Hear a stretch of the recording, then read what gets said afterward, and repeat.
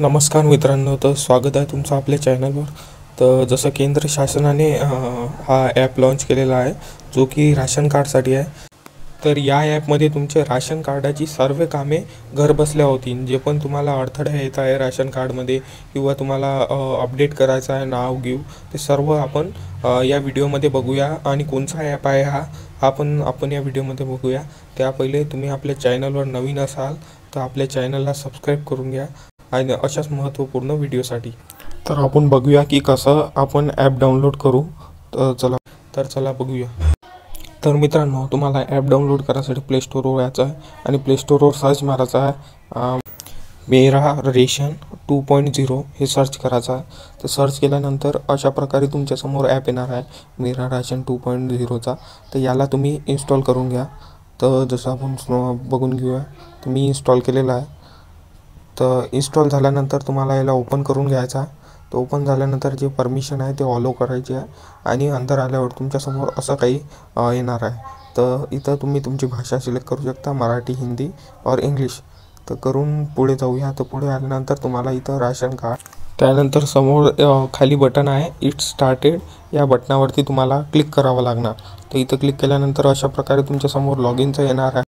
तर इथे तुम्हाला तुमच्यासमोर दोन ऑप्शन दिलेले आहे, एक तर बेनिफिशियरी युजर आणि एक डिपार्टमेंटल युजर. तर याच्यातून तुम्हाला एक चूज करा. तर तुम्हाला याच्यासाठी बेनिफिशियरी युजर्सवर क्लिक करायचं आहे.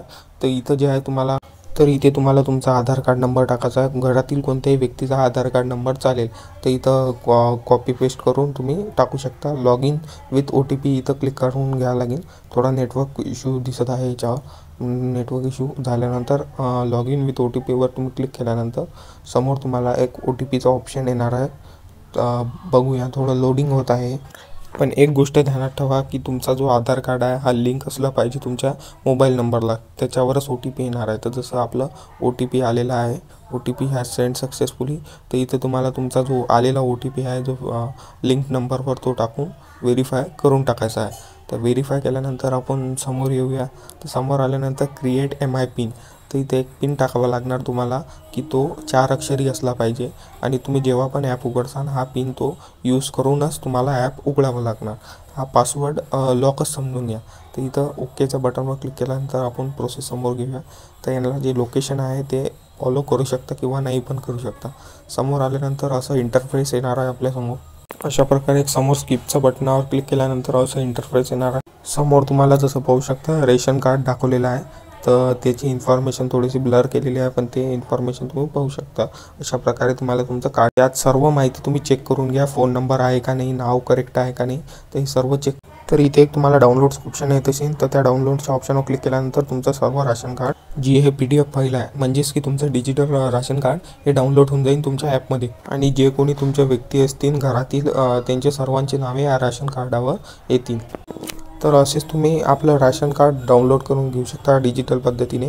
तर त्यानंतर आणखी काय काय ऑप्शन आहे आपण समोर बघूया ॲपमध्ये. तर जसं वरती लिहिलेलं आहे पेंडिंग मोबाईल अपडेट, म्हणजेच की तुम्ही तुमचा जर मोबाईल अपडेट नसाल ॲप तर तो आपण अपडेट करून घेऊ शकता किंवा नाव बदलून घेऊ शकता. जे पण तुम्हाला चेंजेस करायचे आहे राशन कार्डमध्ये, तर हे सर्व तुम्ही याच्यात चेंज करू शकता. जसं की नाव, नंबर, वय, तर सर्व तुम्हाला इथं चेंज होऊन जाणार आहे. तर हे तुम्हाला खूप माहिती पडेल, कारण जर हे बाकी राशन कार्डाच्या इथं जासाल तर तुम्हाला खूप टाईम लागणार आहे. तर हे ऑनलाईन लवकर होणार आहे, तर याच्यासाठी ध्यानात ठेवा.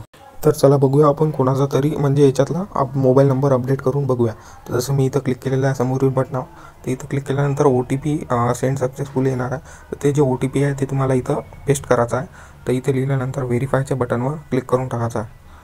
तर व्हेरीफायच्या बटनवर क्लिक केल्यानंतर तर समोर जो आहे तो नंबर तुमचा सेंड झालेला आहे, तर हा अपडेट होऊन जाणार. तर इथे जे आपली ते रिक्वेस्ट सेंड झालेली आहे मोबाईल नंबर अपडेटची, तर इथे तुम्ही पाहू शकता.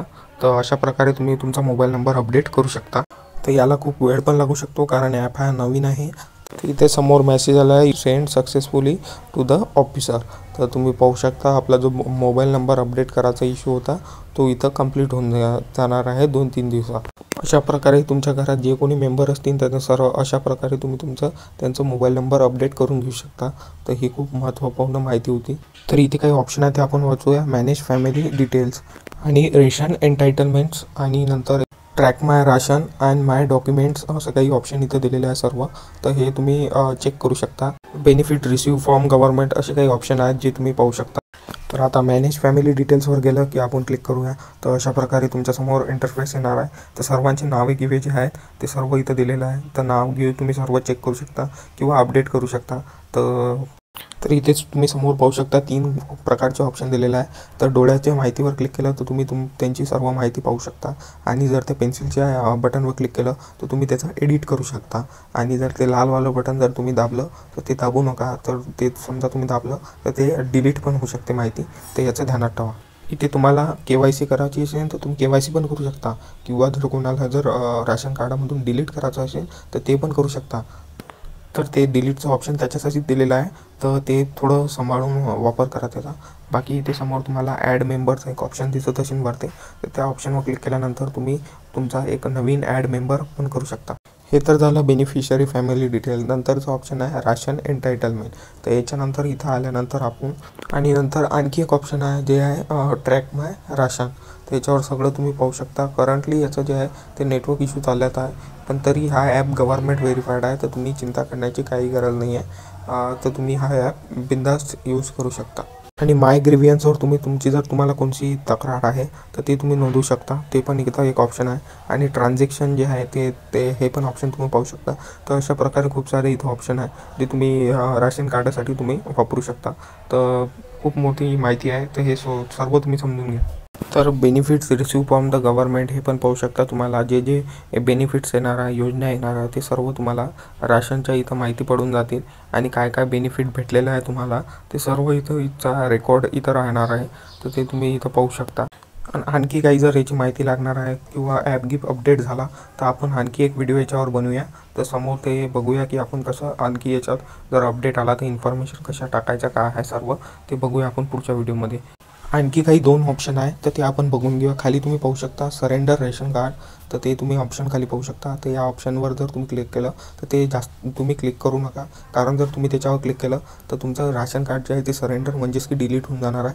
तर ज्यांना राशन कार्ड बंद करायचं आहे त्यांनीच याच्यावर क्लिक करा. सेकंड ऑप्शन आहे जर तुम्हाला दुसऱ्या ठिकाणी राशन कार्ड ट्रान्सफर करायचं आहे तर ते सेकंडवाल्या ऑप्शनवर तुम्ही क्लिक करू शकता. तर त्याच्यावर क्लिक केल्यानंतर तुम्हाला जे जवळील राशन कार्ड आहे तुमच्या गावातील केंद्र तिथं तुम्हाला लिस्ट भेटून जाणार आहे त्याच्यावर क्लिक केल्यानंतर.